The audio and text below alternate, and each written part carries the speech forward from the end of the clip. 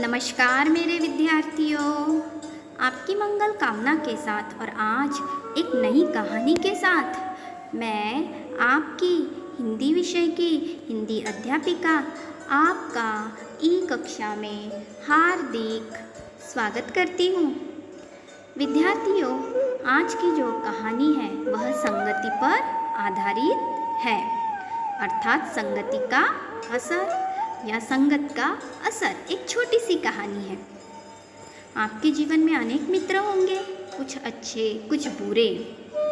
तो हाँ विद्यार्थियों, लेकिन हमें अच्छी संगति में रहना चाहिए। अच्छी संगति का अच्छा असर होता है और बुरी संगति का बुरा असर होता है। तो आइए हम कहानी की ओर चलते हैं।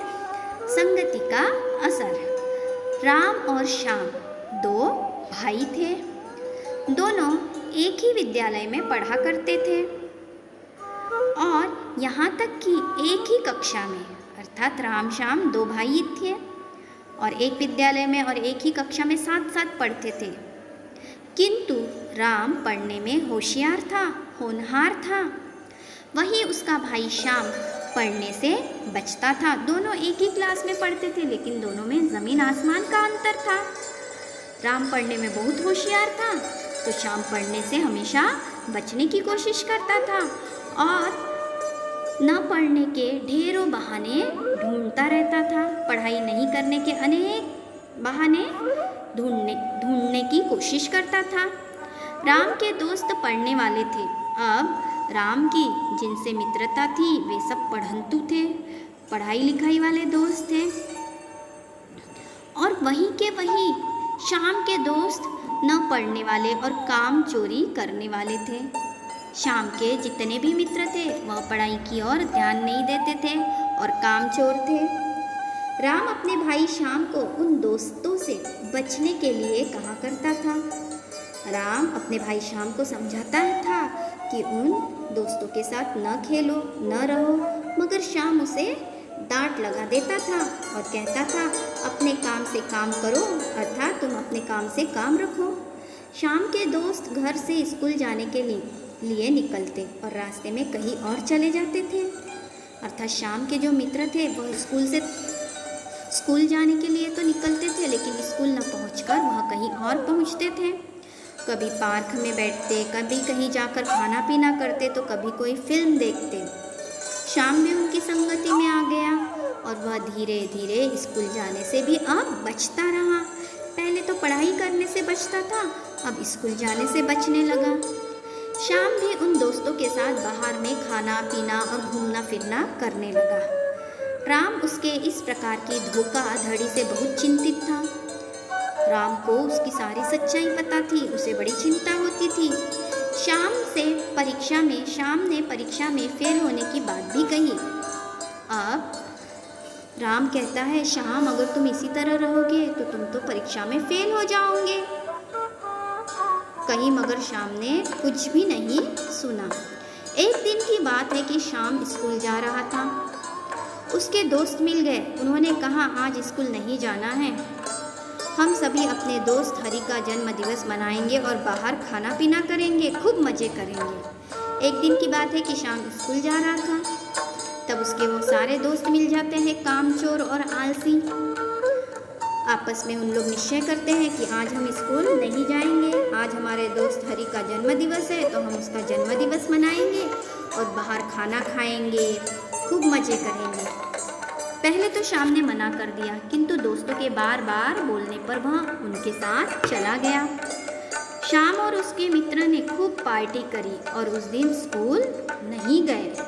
इस प्रकार का काम वह और उसके मित्र निरंतर करते रहते थे, अर्थात घर से निकलते लेकिन स्कूल नहीं पहुंचते। घूमना फिरना खाना पीना, इसी में वह अपना समय बर्बाद करते थे। अब परीक्षा नज़दीक आई। परीक्षा हुई जिसमें श्याम और उसके दोस्त सफल नहीं हो पाए, अर्थात वे फेल हो गए। राम ने इस बार भी और हर बार की तरह प्रथम स्थान प्राप्त किया। श्याम अपने घर मार्कशीट अर्थात रिपोर्ट कार्ड लेकर गया, जिस पर उसके माता पिता ने देखा तो बहुत उदास हुए, क्योंकि श्याम तो फेल हो गया था।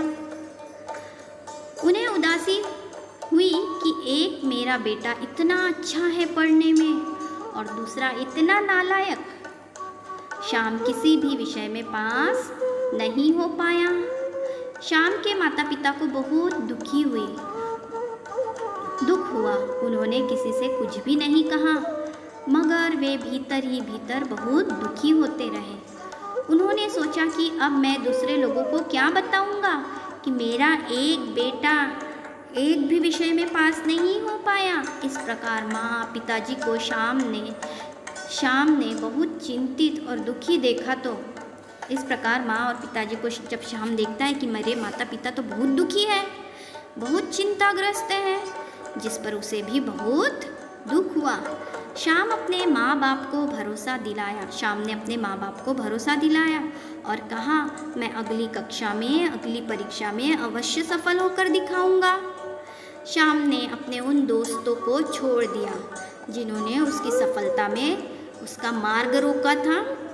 उन सभी छल और कपट करने वाले दोस्तों को छोड़कर श्याम अपनी पढ़ाई में ध्यान लगाने लगा और नतीजा यह हुआ कि साल भर की मेहनत से वह परीक्षा में सफल ही नहीं अपितु विद्यालय में सर्वोच्च स्थान प्राप्त किया, अर्थात प्रथम आया पूरे विद्यालय में। इस पर उसके माता पिता को बहुत खुशी हुई और अपने पुत्र श्याम को उन्होंने अपने गले से लगाया और उन्होंने अपने दोनों पुत्रों को शाबाशी दी, उनकी पीठ थपथपाई। श्याम को पता चल गया था कि जैसी संगति मिलेगी वैसे ही परिणाम मिलेगा। इस कहानी से हमें यही शिक्षा मिलती, जैसी हम संगति में रहते हैं उससे वैसा ही गुण हमें आता है, अर्थात अच्छी संगति का अच्छा ही फल प्राप्त होता है और अच्छी संगति का हमें संगत करना चाहिए। विद्यार्थियों, आशा करती हूँ कि कहानी आपको अवश्य समझ में आई। पुनः मैं एक नई कहानी के साथ आपसे मिलने आती हूँ। धन्यवाद।